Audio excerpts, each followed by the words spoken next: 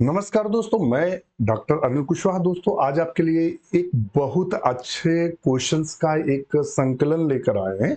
ऐसे क्वेश्चन जो देखकर चक्कर आने लगे और हमारे जो एग्जाम है, इन फ्यूचर के एग्जाम है, जैसे कि बिहार का पीजीटी होने वाला है। बिहार के पीजीटी के फॉर्म आ चुके हैं।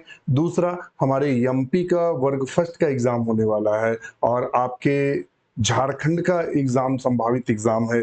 झारखंड का भी एग्जाम है, वहाँ लैब असिस्टेंट का एग्जाम है। और अन्य प्रदेशों के भी बहुत सारे बायोलॉजी के एग्जामिनेशन लगे हुए हैं। उन सब एग्जामों को ध्यान में रखकर एक क्वेश्चन का संकलन लेकर आए हैं, जिसमें हम आज मिक्स्ड क्वेश्चन आपको कराएंगे। ऐसे क्वेश्चन जो एग्जाम में देखने को मिलेंगे ही, इस उद्देश्य के साथ और इस स्ट्रेटजीज के साथ, इस अपने लक्ष्य के साथ आज का प्रेजेंटेशन देते हैं, या आज के प्रेजेंट क्वेश्चन आपके सामने करते हैं। इन क्वेश्चनों को आप देखिएगा, पूरा वीडियो देखिएगा, स्किप मत करिएगा। दूसरा, इस चैनल को लाइक सब्सक्राइब दोस्तों के साथ शेयर जरूर करें। तो शुरू करते हैं आज का वीडियो। बहुत ही अच्छा और बेहतरीन वीडियो होने वाला है। आज का जो वीडियो है वो बहुत अच्छा और बेहतरीन वीडियो होने वाला है आपके लिए। तो आप पूरे वीडियो में आज साथ आप बने रहिएगा, जिससे हम आपको ज्यादा से ज्यादा मैटर उपलब्ध करा सकें। तो शुरू करते हैं वीडियो। तो मैंने अपनी फोटो हटा दी है आपके उससे स्क्रीन से, क्योंकि फोटो की वजह से कुछ चीजें छुप जाती हैं। उससे पहले आज का वीडियो शुरू करें, उससे पहले आपको जानकारी दे दें, हमारा ऐप है डॉक्टर नोट्स बायोलॉजी का। हमारा जो ऐप है वो डॉक्टर नोट्स बायोलॉजी है। डॉक्टर नोट्स बायोलॉजी हमारा ऐप है।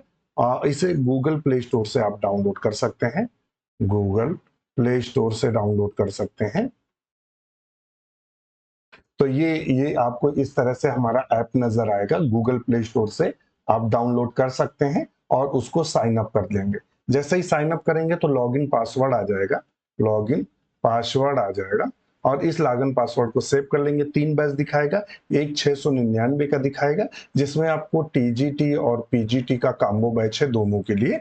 और एक हमारा 1199 का दिखाएगा, जिसमें टीजीटी, पीजीटी और ईएलटी, इसके अलावा बिहार पीजीटी, बिहार का पीजीटी, और इसके अलावा एमपी वर्ग, जो एमपी वर्ग का फर्स्ट है, इसका भी आपको पूरा कोर्स यहाँ कंप्लीट होगा। और इसके अलावा 1099 का होगा, जो कि आपके 1099 में जीआईसी प्री का है। इसके साथ इसमें सारी की सारी आपको लेक्चर वीडियो मिलेंगे, थ्योरी क्लासेस मिलेंगी। थ्योरी क्लासेस मिलेंगी जो नोट्स बनाकर आपको पढ़ाया गया है। इसके अलावा आपको एक नोट्स की पूरी लाइब्रेरी मिलेगी। संडे संडे प्रैक्टिस सेट आता है, वो आपको मिलेगा। हर रात में डिस्कशन होता है सब्जेक्ट का, वो आपको मिलेगा। नोट्स, प्रैक्टिस सेट, डिस्कशन, पूरी थ्योरी क्लासेस और एमसीक्यू की प्रैक्टिस, ये सब आपको फ्री ऑफ कास्ट मिलेगा। यदि आप बिहार का एग्जाम देने जा रहे हैं तो आज ही ज्वाइन करें। यदि आप एमपी वर्ग का एग्जाम देने जा रहे हैं तो हमें ज्वाइन करें। यदि आप यूपी के टीजीटी पीजीटी का एग्जाम देने जा रहे हैं तो तुरंत ही हमें ज्वाइन करें। किसी अधिक जानकारी के लिए हमें इस नंबर पर कॉल या मैसेज कर सकते हैं। और हम आपको बता दें कि अभी तक डॉक्टर नोट्स बायोलॉजी के 250 लोग टीजीटी पीजीटी में सिलेक्ट हैं, जिसमें से 35 लोग लगभग पीजीटी में सिलेक्ट हुए थे। टीजीटी 2021 वाले में लगभग 70 लोग सिलेक्ट हुए। टीजीटी 16 वाले में लगभग 40 लोग सिलेक्ट हैं। असिस्टेंट प्रोफेसर में सिलेक्ट हैं। आश्रम पद्धति में लोग सिलेक्ट हैं। राजकीय इंटर कॉलेज में सिलेक्ट हैं। तो आज ही हमारे साथ जुड़े। अधिक जानकारी के लिए हमें कॉल या मैसेज कर सकते हैं। शुरू करते हैं वीडियो। तो क्वेश्चन नंबर फर्स्ट पे नजर डालते हैं। बिल्कुल रीसेंट क्वेश्चन है। Motor cells are found in the upper epidermis. सबसे बड़ी हमारे पास जो समस्या होती है डुअल लैंग्वेज की होती है, बाइलिंगुअल समस्या होती है। तो मैं कोशिश करता हूं कि जो क्वेश्चन आपके साथ शेयर किए जाए वो बाइलिंगुअल हो। हमारे बहुत सारे मित्र ऐसे हैं जो हिंदी भाषी क्षेत्र से हैं और उनको अंग्रेजी समझने में दिक्कत होती है, तो उनके लिए हिंदी इंग्लिश दोनों लेकर आए हैं। तो आप हिंदी इंग्लिश दोनों देख सकते हैं। ये क्वेश्चन आपके एग्जाम में रखे ही मिलेंगे किसी न किसी रूप में, तो काफी महत्वपूर्ण है। Motor cells are the found in the upper epidermis. Motor cells प्राय पाई जाती है किसकी अपर एपिडर्मिस में? तो यहाँ कह रहा है ऊपरी अधिचर्म में मोटर कोशिकाएं प्रेरक कोशिकाएं पाई जाती हैं। किस में पाई जाती हैं? तो कहता है नेरियम लीफ में पाई जाती हैं, फिलोक्लैड में पाई जाती हैं, या क्लैडोड्स में पाई जाती हैं, या मेज में पाई जाती हैं, किस में? तो हम आपको बता दें कि जो मोटर सेल पाई जाती है, मोटर सेल पाई जाती है वो प्रायः एक बीजपत्री पौधों में पाई जाती है। एक बीजपत्री पौधों में पाई जाती हैं, अर्थात मोनोकोटिलेडन्स में पाई जाती है। मोनोकोटिलेडन्स में पाई जाती है, इतना हमें कंफर्म है कि ये मोनोकोटिलेडन्स में पाई जाती है। अब यहाँ देखेंगे कि एक बीजपत्री कौन है, तो देखिएगा नेरियम तो है दो बीजपत्री, और ये फिलोक्लेड ये रूपांतरण है। अब यहाँ एक आई मक्का, और मक्का क्या है? जो मेज होता है हमारा, मक्का जो होता है वो कैसा होता है? मोनोकोटिलेडन्स होता है। मोनोकोटिलेडन्स यानी एक बीजपत्री होता है। तो ऑप्शन हमारा चौथा सही होगा। कौन सा सही होगा? मेज लीफ में मोटर सेल देखने को मिलती है, यानी आदिचर्म में मोटर कोशिकाएं हमें मेज सेल्स में देखने को मिलती है। नेक्स्ट क्वेश्चन है, क्वेश्चन नंबर 2 हमसे क्या कह रहा है? क्वेश्चन नंबर 2 कह रहा है कास्टिव ऑर्गेनिज्म ऑफ फाइलेरियासिस। कहता है फाइलेरियासिस का कारक जीव कौन है? वो कौन है जिसके कारण फाइलेरिया होता है? फाइलेरिया का मतलब होता है एलिफेंटेसिस, जिसे हम हाथी पांव, जो गांव की भाषा में हम इसे हाथी पांव के नाम से जानते हैं। किसके नाम से जानते हैं? हाथी पांव के नाम से जानते हैं। कहीं कहीं से पील पांव भी बोलते हैं। तो ये प्रायः किसके द्वारा होता है? वो कौन सा जीव है या वो कौन सा ऑर्गेनिज्म है जिसके द्वारा फाइलेरिया फैलता है? तो फाइलेरिया फैलने में कहता है पहले नंबर पे उसने दिया हुआ है बाउचेरिया, एस्केरिस, ट्राइकेनेला और ट्राइक्यूरा। इनमें से किसके द्वारा फैलता है प्रायः? तो आप बताएंगे कि ये फाइलेरिया किसके द्वारा फैलता है? तो फाइलेरिया प्रायः बाउचेरिया ब्रैंकोफेटाई के द्वारा फैलता है। किसके द्वारा फैलता है? बाउचेरिया ब्रैंकोफेटाई के द्वारा प्रायः फैलता है, बाउचेरिया ब्रैंकोफेटाई। तो ऑप्शन ए इसका बिल्कुल सही होगा। तो इधर लगाएंगे तो बाउचेरिया। फाइलेरियासिस जो फैलता है वो प्रायः बाउचेरिया के द्वारा फैलता है। एस्कारियासिस प्रायः एस्केरिस के द्वारा फैलता है। किसके द्वारा फैलता है? एस्केरिस के द्वारा फैलता है।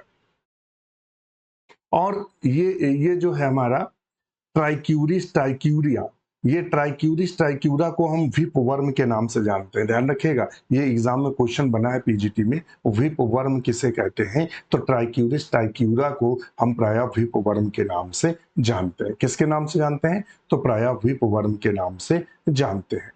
ट्राइक्यूरिस ट्राइक्यूरा को हम विप वर्म के नाम से जानते हैं। नेक्स्ट क्वेश्चन चलते हैं। नेक्स्ट क्वेश्चन हमसे क्या कह रहा है? Question number 3, name the technique which is used enhance the self life of tomato। उस हिंदी में भी देख लेते हैं, उस तकनीक का नाम बताइए जिसका उपयोग टमाटर के सेल्फ आयु को बढ़ाने के लिए किया जाता है। कहता है वह तकनीक कौन सी है जो टमाटर की सेल्फ आयु को बढ़ाने के लिए प्रायः हम प्रयोग करते हैं। किसका प्रयोग करते हैं? टमाटर की सेल्फ आयु को बढ़ाने के लिए प्रयोग करते हैं, अर्थात टमाटर देर में पके। मंडी में जो टमाटर आता है अगर लंबे समय तक रखेंगे तो वो क्या होता है? पक जाता है। तो ज्यादा समय तक यानी उसका जो ड्यूरेशन हो वो ज्यादा हो तो प्रायः हम किसका प्रयोग करते हैं? तो उसका क्वेश्चन ये है, हम प्रायः किसका प्रयोग करते हैं? तो हम प्रायः प्रयोग किसका करते हैं? तो हम प्रायः एंटीसेंस टेक्निक का प्रयोग करते हैं। किसका प्रयोग करते हैं? एंटीसेंस तकनीक का प्रयोग करते हैं। तो ऑप्शन नंबर 1 बिल्कुल सही होगा। कौन सा ऑप्शन नंबर सही होगा? तो ऑप्शन नंबर 1 बिल्कुल सही होगा कि हम एंटीसेंस तकनीक का प्रयोग करते हैं। तो क्वेश्चन नंबर 3 पर 1 नंबर को हम सही करेंगे। नेक्स्ट क्वेश्चन है और बिल्कुल नया क्वेश्चन है। क्या है? Cell line obtained from human fetal lungs fibroblast. कहता है मानव भ्रूण फेफड़ों के फाइब्रोब्लास्ट से प्राप्त प्राप्त कोशिका लाइन है। प्रायः कौन सी कोशिका लाइन है? फिर से सुनिएगा, cell line obtained from human fetal lungs fibroblast, मानव भ्रूण के फेफड़ों के फाइब्रोब्लास्ट से प्राप्त प्राप्त कोशिका लाइन है। तो क्या है? आप इसको बताइएगा। बिल्कुल नया क्वेश्चन है और बिल्कुल उम्दा क्वेश्चन है, आपको एग्जाम में देखने को मिलेगा। तो इसका सही आंसर है MRC5। कौन सा है? MRC5। तो ऑप्शन हम कौन सा लगाएंगे? 3 नंबर, MRC5। नेक्स्ट क्वेश्चन है, About 70% of total global carbon is found in one of the following. कहता है कि अबाउट 70% टोटल जो ग्लोबल कार्बन है वो प्राय कहाँ पाया जाता है। अगर हिंदी में अगर हम नजर डालेंगे, हिंदी में अगर नजर डालें, कुल वैश्विक कार्बन का लगभग 70% निम्नलिखित में एक में पाया जाता है। कहता है कि जो जितना भी कार्बन है वैश्विक, उसमें से 70% कहाँ पाया जाता है, तो सबसे ज्यादा कार्बन जो 70% कार्बन पाया जाता है वह प्राय ओशियन में देखने को मिलता है। कहाँ देखने को मिलता है? ओशियन या महासागर में देखने को मिलता है। तो ऑप्शन ए बिल्कुल हम सही करेंगे। जितना भी कार्बन है उसमें से सबसे ज्यादा कार्बन हमें ओशियन में देखने को मिलता है। कहां देखने को मिलता है? ओशियन में। नेक्स्ट क्वेश्चन है question number 6। What is the end product of glycolysis? कहता है ग्लाइकोलिसिस का प्राय इंड प्रोडक्ट क्या होता है। ग्लाइकोलिसिस का इंड प्रोडक्ट प्राय क्या होता है? तो ग्लाइकोलिसिस आपने कहा देखा होगा? जब आप रेस्पिरेशन पढ़ते हैं, रेस्पिरेशन या श्वसन पढ़ते हैं, तो रेस्पिरेशन दो प्रकार का होता है। एक ऑक्सीकृत यानी एरोबिक रेस्पिरेशन होता है, एक एन एरोबिक रेस्पिरेशन होता है। यानी एक ऑक्सी श्वसन होता है और एक अनाक्षी श्वसन होता है। क्या होता है? ऑक्सी एक, एनॉक्सी दो प्रकार का श्वसन होता है। यहाँ एक और कॉमन पूछ देता है कि ऑक्सी और एनॉक्सी में कॉमन कौन होता है, तो ये ग्लाइकोलिसिस जो है, ग्लाइकोलिसिस जो है वो दोनों में कॉमन होता है। ध्यान रखिएगा, दोनों में क्या होता है? कॉमन होता है। ग्लाइकोलिसिस में भी और प्राय ग्लाइकोलिसिस जो होता है ऑक्सी और अनाक्सी में कॉमन होता है। ये चलता कैसे? तो प्राय जैसे कि हमारा ग्लूकोस होता है, जो ग्लूकोस होता है उसमें पहले होता है ग्लाइकोलिसिस। क्या होता है? सॉरी, ग्लाइकोलिसिस होता है। ग्लाइकोलिसिस से बनता है 2 पायरुविक एसिड। पायरुविक एसिड कितने बनते हैं? 2। फिर इससे बनता है acetyl coenzyme A. Acetyl coenzyme A एक माध्यमिक क्रिया होती है और एस्टिल कोएंजाइम ए बनता है। और यही एस्टिल कोएंजाइम के बाद यहीं से पायरुविक एसिड कार्य करता है और क्या कराता है? प्राय क्रेब्स साइकिल चलती है। क्या चलती है?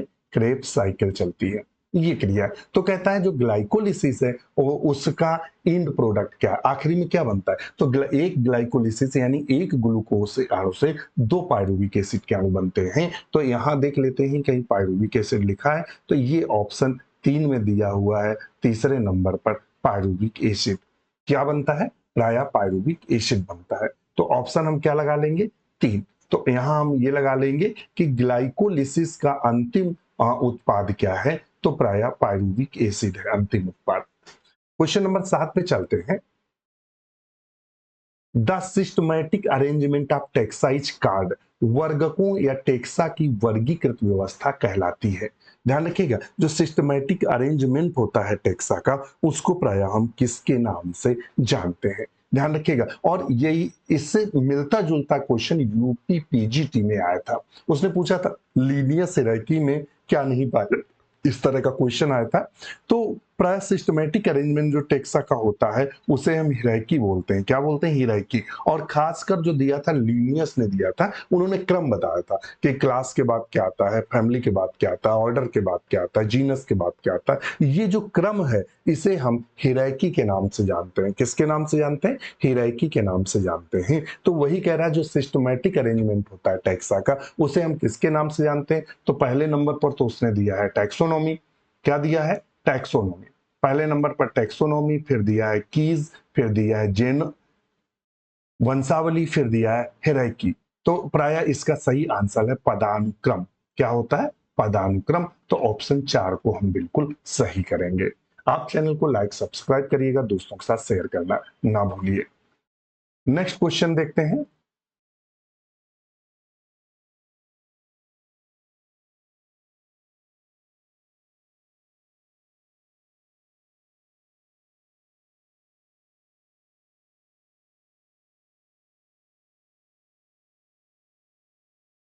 नेक्स्ट क्वेश्चन हमसे क्या कहता है? नेक्स्ट कहता है ए बैक्टीरियम सर्वी survives on the organic molecule synthesized by the organism it release on both carbon and energy source, which term of the most appropriate the bacterium। एक जीवाणु अन्य जीवों द्वारा संश्लेषित कार्बनिक अणुओं पर जीवित रहता है। ये इन अणुओं पर कार्बन एवं ऊर्जा दोनों के स्रोत के लिए निर्भर होता है। इस प्रकार के जीवाणु को हम क्या कहते हैं? एक बैक्टीरिया है, कहता है जीवाणु, जो संश्लेषित कार्बनिक अणुओं पर जीवित रहता है, उसको हम क्या कहते हैं? फोटो ऑटोट्रॉप कहते हैं या कीमो ऑटोट्रॉप कहते हैं? कहता क्या कहते हैं? प्राय हम क्या कहते हैं? कहता है फोटोट्रॉप कहते हैं या कीमो ऑटोट्रॉप कहते हैं या फोटो हेटरोट्रॉप कहते हैं या कीमो हेटरोट्रॉप के नाम से जानते हैं। तो प्राय हम किसके नाम से जानते हैं? तो इसे हम कीमो हेटरोट्रॉप के नाम से जानते हैं। किसके नाम से जानते हैं? कीमो हेटरोट्रॉप के नाम से प्राय इसको हम जानते हैं। तो क्या समझ में आया आपको यहां? तो हम इसे कहता है एक जीव, इसको ले लें पेन को, कहता है एक जीव अन्य जीवों द्वारा संश्लेषित कार्बनिक अणुओं पर जीवित रहता है, तो उसे प्राय हम किसके नाम से जानते हैं? किसके नाम से जानते हैं? तो उसे हम प्राय कीमो हेटरोट्रॉप के नाम से जानते हैं। किसके नाम से जानते हैं? कीमो हेटरोट्रॉप के नाम से जानते हैं। तो ऑप्शन 4 को हम सही करेंगे। नेक्स्ट क्वेश्चन देख लेते हैं। नेक्स्ट क्वेश्चन हमसे क्या कह रहा है? 9 नंबर क्वेश्चन क्या कह रहा है?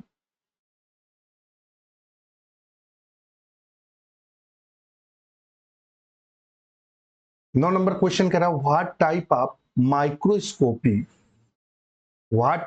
The microscopy would you want to get the topographical 3D image your sample। Actually में पेन गड़बड़ कर रहा है 2 बार से, पता नहीं इसमें हो क्या गया है, ऑटोमेटिक चल जाता है। क्या कह रहा है? What type of the microscopy would you used if you want to get topographical 3D image of your sample। ये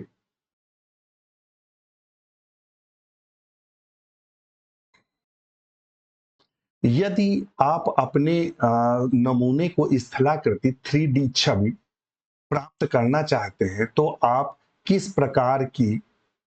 प्रकार की माइक्रोस्कोपी का उपयोग करेंगे? अगर आप 3D चाहते हैं तो किस प्रकार की माइक्रोस्कोपी का आप प्राय प्रयोग करेंगे? ये उस कहना चाह रहा है किस प्रकार का। तो कहता है लाइट माइक्रोस्कोपी या इन्फ्लोरेसेंस माइक्रोस्कोपी या स्कैनिंग इलेक्ट्रॉन माइक्रोस्कोपी या ट्रांसमिशन इलेक्ट्रॉन माइक्रोस्कोपी। हम प्राय किसका प्रयोग करेंगे? बहुत अच्छा क्वेश्चन है, उम्दा क्वेश्चन है, नया क्वेश्चन है। तो हम प्राय किसका प्रयोग करेंगे? तो हम स्कैनिंग, ऑप्शन 3 पे करेंगे, स्कैनिंग इलेक्ट्रॉन माइक्रोस्कोपी का प्रयोग करेंगे। जो आपके सिलेबस में टूल और टेक्निक्स रहता है, वहां से ये क्वेश्चन बना हुआ है। तो स्कैनिंग इलेक्ट्रॉन माइक्रोस्कोपी का हम प्रयोग करेंगे। नेक्स्ट क्वेश्चन कह रहा है in which cell organelles DNA is not present. इनमें से किस सेल ऑर्गेनेल्स में डीएनए नहीं पाया जाता है? तो अगर हम बात करेंगे किसकी? माइटोकॉन्ड्रिया में, तो माइटोकॉन्ड्रिया में डीएनए उपस्थित रहता है। यदि हम बात करेंगे न्यूक्लियस की, तो न्यूक्लियस में भी डीएनए उपस्थित रहता है। क्लोरोप्लास्ट में भी डीएनए उपस्थित रहता है। मगर जो गोल्जी बॉडी होती है, गोल्जी बॉडी में डीएनए एब्सेंट होता है। डीएनए क्या होता है? एब्सेंट होता है, नहीं पाया जाता है। तो कहता है नॉट प्रेजेंट। इसमें से किसमें नहीं पाया जाता है? तो प्राय किसमें नहीं पाया जाता है? तो ऑप्शन टी है, गोल्जी बॉडी। जबकि माइटोकॉन्ड्रिया में डीएनए पाया जाता है, इसीलिए ये सेमी ऑटोनॉमस ऑर्गन्स के नाम से जाना जाता है। ए भी सेमी ऑटोनॉमस ऑर्गन्स के नाम से जाना जाता है। तो ऑप्शन हमारा क्या सही होगा? 3 जो नंबर है गोल्जी और इसकी खोज किसने की थी? तो इसकी खोज कैमिली गोल्जी ने की थी। किसने की थी? कैमिली गोल्जी ने की थी। नेक्स्ट क्वेश्चन पे देखते हैं। During symbiotic nitrogen fixation, how many mole of ATP required to fix 1 mole of nitrogen? बहुत अच्छा क्वेश्चन है। सहजीवी नाइट्रोजन स्थिरीकरण में 1 मोल नाइट्रोजन के स्थिर करने के लिए कितने मोल एटीपी की आवश्यकता होती है? कितने मोल प्राय हमें एटीपी की जरूरत होती है? बताइएगा, एक मोल एटीपी के स्थिरीकरण के लिए कितने मोल एटीपी की आवश्यकता होती है? तो 11 में ऑप्शन क्या सही करेंगे? तो हमें टोटल एटीपी 16 आवश्यकता होती है। कितनी आवश्यकता होती है? तो हमें 16 एटीपी की जरूरत होती है। कितनी जरूरत होती है? तो 16 एटीपी। तो ऑप्शन क्या सही करेंगे? 16 एटीपी।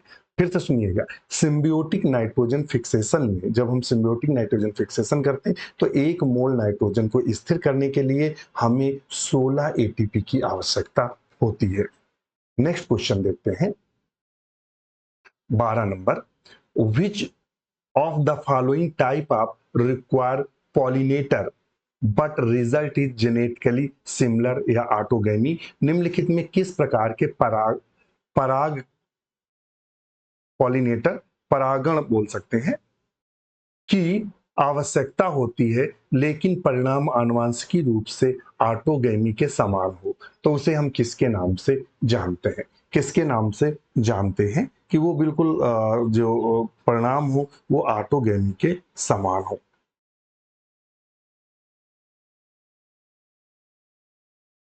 तो किसके नाम से जानते हैं? तो प्रायः हम उसे जीटेनोगैमी बोलते हैं। क्या बोलते हैं? जीटेनोगैमी के नाम से जानते हैं। किसके नाम जानते हैं? जीटेनोगैमी के नाम से जानते हैं। तो ऑप्शन 12 में क्या लगाएंगे? तो 12 में हम एक को ऑप्शन सही करेंगे, जीटेनोगैमी। अब इनके बारे में भी जान लेते हैं, आखिर ये बला क्या है जीटेनोगैमी? तो ये जीटेनोगैमी की अगर बात करें तो जब मान लेते हैं ये एक प्लांट है, मान लेते हैं ए प्लांट है और ये बी प्लांट है, ये मान लेते हैं बी प्लांट है, ये इसका फ्लावर है, और ये ए प्लांट है और ये इसका फ्लावर है।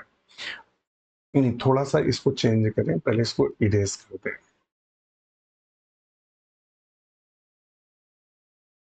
तब समझ में आएगा आपको। ये प्लांट है, इसमें एक फ्लावर ये लगा है, एक फ्लावर ये लगा है। जब इस फ्लावर का पॉलिन ग्रेन्स उसी पौधे के दूसरे फ्लावर को पॉलिनेट करता है तो उसे हम जीटेनोगैमी के नाम से जानते हैं। समझ गए? मतलब प्लांट एक है, जो प्लांट है वो एक है, और उसी पौधे का एक फ्लावर, मान लो ये ए फ्लावर है, ये बी फ्लावर है, तो ए फ्लावर से पॉलन ग्रेन चलेगा और उसी पौधे के बी फ्लावर को पॉलिनेट करेगा, तो उसे हम जीटेनोगैमी के नाम से जानते हैं। जेनोगैमी क्या होता है? क्रॉस पॉलिनेशन, ध्यान रखिएगा, क्रॉस पॉलिनेशन, पॉलिनेशन जो होता है, क्रॉस पॉलिनेशन को प्रायः एलोगैमी कहते हैं, एलोगैमी कहते हैं, अथवा इसे हम प्रायः जेनोगैमी के भी नाम से जानते हैं। शब्दों को ध्यान में रखिएगा, क्रॉस पॉलिनेशन को एलोगैमी या फिर जेनोगैमी के नाम से जानते हैं।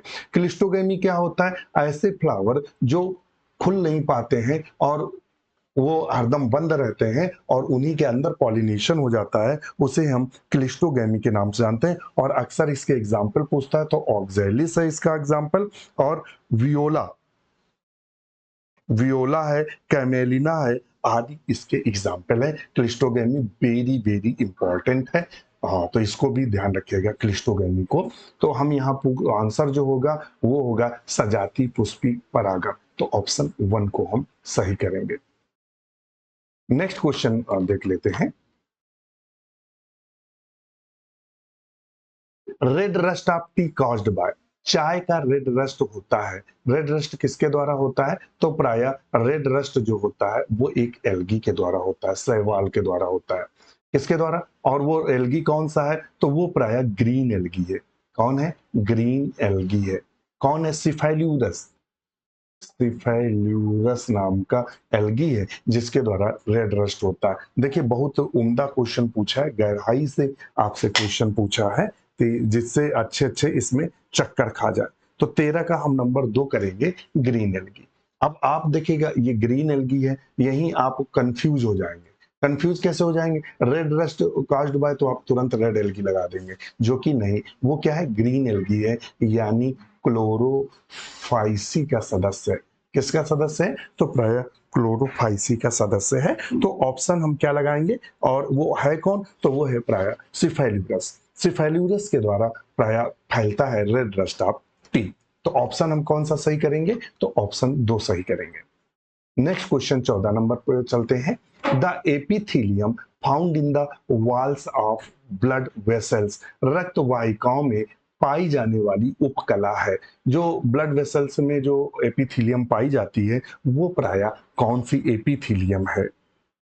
तो वो कौन सी एपिथीलियम है? तो वो प्रायः जो होती है वो स्क्वामस एपिथीलियम होती है। कौन सी होती है? सल्की उपकला के नाम से हम उसको जानते हैं। तो ऑप्शन 3 सही करेंगे। किसके नाम से जानते हैं? तो सल्की उपकला के नाम से जानते हैं। आप जब वीडियो देख रहे होंगे अगर हमारे, तो उसमें जब हमने टिश्यू आपको पढ़ाया, एनिमल टिश्यू, उसमें सब उपकलाएं पढ़ाई हैं। कौन सी उपकला किस में पाई जाती है?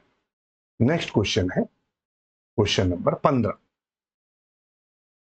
Where one scrapes its own reproductive privileges, the promote reproduction in another related individual is called।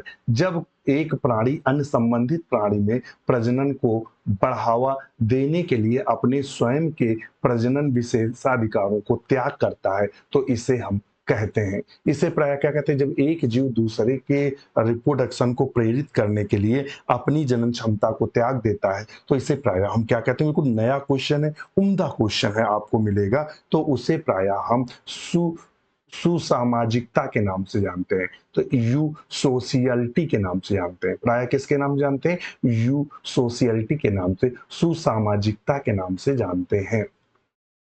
किसके नाम जानते हैं? सुसामाजिकता के नाम से जानते हैं। तो यू सोशियलिटी के नाम से हम इसको प्राय जानते हैं। तो ऑप्शन हम इसका क्या सही करेंगे? तो ऑप्शन इसका हम 2 सही करेंगे। 15 में क्या सही करेंगे? तो 2 नंबर। चलते हैं नेक्स्ट क्वेश्चन पर। Which among the following is not flexible learning. निम्नलिखित में कौन लचीला अधिगम नहीं है? इनमें से प्राय कौन सा लचीला अधिगम नहीं है? Habituation, trial and error, classical conditioning और इम्प्रिंटिंग। प्राय कौन सा है? तो ये हमारा जो चैप्टर है आपका एनिमल बिहेवियर, वहां से क्वेश्चन लिया गया है, एनिमल बिहेवियर से। तो इनमें से प्राय कौन सा नहीं है? तो प्राय जो है इम्प्रिंटिंग। क्या है? इम्प्रिंटिंग। ये फ्लेक्सिबल नहीं है। इम्प्रिंटिंग का मतलब होता है जैसे आप बच्चे बचपन में गाली देना सीख गए, या बच्चे कोई हरकत करना सीख गए, या आप साइकिल चलाना सीख जाते हैं, तो वो इम्प्रिंटिंग होता है। आप 10 साल साइकिल न चलाएं, 11वें साल साइकिल अपने आप जब साइकिल में बैठेंगे तो चलाने लगेंगे। तो ये कैसा होता है? लचीला नहीं होता है। ये नहीं कि आप आज साइकिल चलाना जानते, 15 दिन बाद साइकिल चलाना भूल जाए। तो इसीलिए ये कैसा होता है? इम्प्रिंटिंग होता है, अंध्यांकन बोलते हैं। नेक्स्ट क्वेश्चन है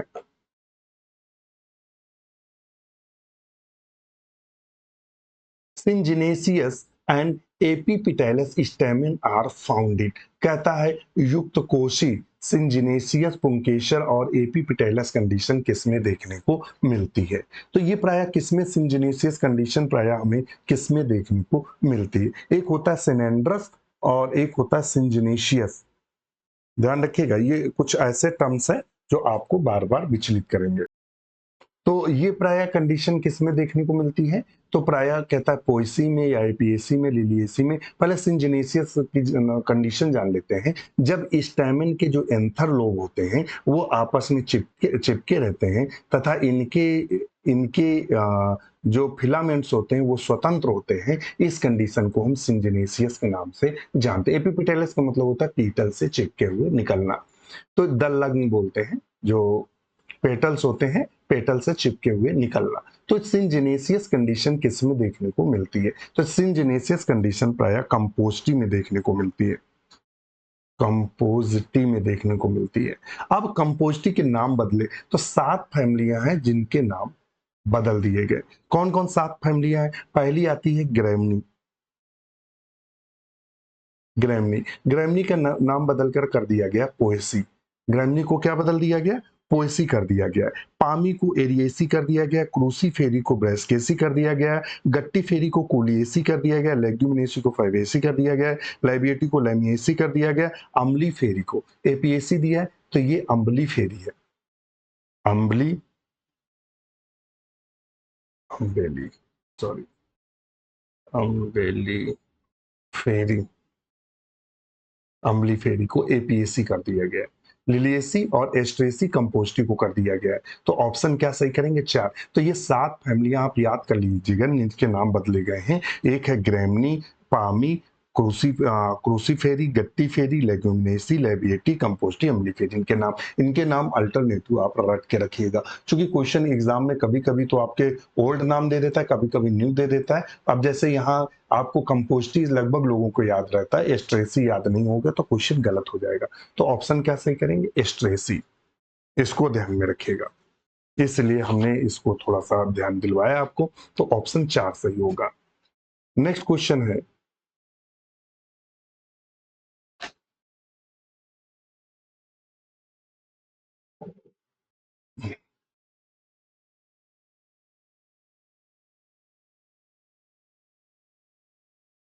क्वेश्चन नंबर 18 है, in which of the following family lodicules are present. Lodicules प्राय किसमें पाए जाते हैं? निम्नलिखित में किस कुल में लॉडिक्यूल पाए जाते हैं? लॉडिक्यूल क्या होते हैं? लॉडिक्यूल इस तरह खांचनुमा संरचनाएं होती हैं जिन्हें हम लॉडिक्यूल्स के नाम से जानते हैं। तो वो प्राय किसमें देखने को मिलती हैं? तो लॉडिक्यूल्स प्राय आप जब पोएसी फैमिली पढ़ रहे होंगे, जब आप पोएसी फैमिली पढ़ रहे होंगे तो पोएसी को मतलब क्या बोलते हैं? ग्रैमनी। क्या बोलते हैं? ग्रैमनी। ग्रैमनी। ग्रैमनी फैमिली को जब पढ़ रहे होंगे, इसमें प्राय गेहूं आता है, और गेहूं में आप देखेंगे कि उसका जो बीज बंद होता है, गेहूं का जो फ्रूट्स बंद होता है, वो इस तरह से एक खांचे नुमा संरचनाओं में बंद रहता है, जिनको लॉडिक्यूल के नाम से जानते हैं। ऐसे ऐसे ऐसे बंद रहता है। अगर इसकी बाली आप देखेंगे तो वो कुछ इस तरीके से दिखाई देती है। ये अगर गेहूं की बाली आप देखेंगे तो ये इस तरीके से दिखाई देती है, ये ऐसे। तो इसमें ये क्या होते हैं? लॉडिक्यूल होते हैं। तो लॉडिक्यूल प्राय किस में पाए जाते हैं? पोएसी फैमिली में देखने को मिलते हैं। तो ऑप्शन ए को सही करेंगे। नेक्स्ट क्वेश्चन है, in which of the following fishes is dorsal fin is modified into sucker. निम्नलिखित में से किस मछली में जो पृष्ठीय पंख चूसक रूपांतरित होते हैं सकर में, अर्थात चूसक में? कहता है कि जो डॉर्सल फिन होते हैं वो सकर में प्राय मॉडिफाइड हो जाते हैं। किसमें मॉडिफाइड हो जाते हैं? तो प्राय सकर में मॉडिफाइड हो जाते हैं। तो ये आपके फिश चैप्टर का बना हुआ क्वेश्चन है, जो आपका फिश चैप्टर है उससे ये क्वेश्चन उठाया गया है। तो उसमें उसने क्या दिया है? पहले नंबर पे टारपीडो दिया है। क्या दिया है? टारपीडो दिया हुआ है। दूसरे नंबर पे आपका क्या दिया हुआ है? हिप्पोकैम्पस, जिसे हम समुद्री घोड़े के नाम से जानते हैं। समुद्री घोड़े के नाम से जानते हैं। टारपीडो को विद्युत मीन के नाम से जानते हैं। विद्युत मीन के नाम से जानते हैं। तो इसमें से हमारा क्या सही होगा? तो इसमें से हमारा सही होगा 21। क्या सही होगा? 21। तो ऑप्शन हम 3 को सही करेंगे। 21। ये एग्जोसीट्स जो था, ये पीजीटी के, यूपी के पीजीटी में यहाँ से क्वेश्चन बना था फिश से। हम आपको ये भी बताते जा रहे हैं कहाँ से कौन क्वेश्चन है। तो यहाँ आंसर कौन सही होगा? 21। तो ऑप्शन 3 को हम बिल्कुल सही करेंगे। नेक्स्ट क्वेश्चन है क्वेश्चन नंबर 20 और आज का last question. Proximate and ultimate are two ways. Proximate और अल्टीमेट दो प्रकार है। ये एनिमल बिहेवियर से क्वेश्चन है। प्रोक्सीमेट और अल्टीमेट दो प्रकार के प्रकार हैं। तो व्यवहार को समझने के लिए, अधिगम के लिए, सहज मोचन प्रणाली के लिए और रिलीजर के लिए। तो ये प्रयोग किसके लिए होते हैं? तो ऑप्शन सही करेंगे व्यवहार को समझने के लिए। प्रोक्सीमेट और अल्टीमेट दो प्रकार हैं जो कि व्यवहार को, यानी इंटरप्रेटिंग बिहेवियर के लिए होते हैं। तो ऑप्शन 1 को हम बिल्कुल सही करेंगे। तो आज के लिए इतना ही। इसके आगे के जो क्वेश्चंस हैं जो बहुत महत्वपूर्ण आपके लिए होंगे, उनको हम नेक्स्ट श्रृंखला में, यानी सेकेंड पार्ट, जो मिक्स्ड एमसीक्यू का सेकेंड पार्ट आएगा वो आएगा। और कुछ यहाँ के क्वेश्चन सिर्फ ऐप पर जाएंगे और कुछ क्वेश्चन आपको यूट्यूब पर भी मिलेंगे। थ्योरी क्लासेस जितनी है वो सारी ऐप पर ही उपलब्ध है। कोई भी हमारी थ्योरी क्लास आपको यूट्यूब पर नहीं मिलेगी। आज ही हमें ज्वाइन करिए, इसी समय ज्वाइन करिए। अधिक जानकारी के लिए कॉल या मैसेज कर सकते हैं। इसी के साथ नमस्कार।